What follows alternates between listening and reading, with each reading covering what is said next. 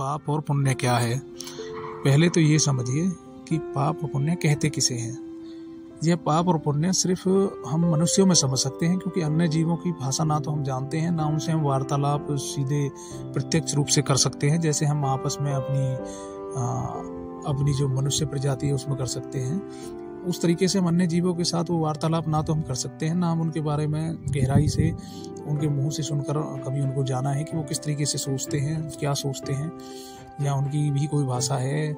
वैसे तो मतलब ज़्यादातर जितने भी सारे जीव हैं वो सभी प्राकृतिक रूप से संवाद जो भी करते हैं वो प्राकृतिक रूप से करते हैं। वो विचारों के द्वारा संवाद करते हैं। उनकी तरंगें जो होती हैं वो ध्वनि तरंगें जो हैं उनके आधार पर उनका संवाद होता है, और कुछ उनका बॉडी लैंग्वेज का संवाद है कि जैसे वो मतलब इस तरीके से उन्होंने मुंह बनाया या इस तरीके से वो पोजीशन में आए, तो उस तरीके से मतलब वो सामने वाला उन्हीं का जो प्रजाति का जीव है वो समझ जाता है। तो उनके बारे में तो हम बात करेंगे ही नहीं, क्योंकि उनका एक अलग चैप्टर हो गया। हम करते हैं सिर्फ मनुष्य जाति की बात कि इसमें पाप और पुण्य क्या माना जाता है। तो पाप यानी कि कोई भी व्यक्ति कोई ऐसा कार्य करता है जिससे उसकी प्रजाति वाले किसी व्यक्ति को या फिर अन्य जितने भी जीवों की प्रजातियां उनको या प्रकृति को किसी भी तरह से कोई हानि उसके करने से पहुंचती है या उसके कथन से पहुंचती है, तो वो पाप माना जाता है। और पुण्य क्या है कि कोई भी मनुष्य जाति का व्यक्ति ऐसा कोई कार्य करता है जिससे कि उसकी प्रजाति और अन्य सभी जीवों की प्रजातियों में प्रकृति को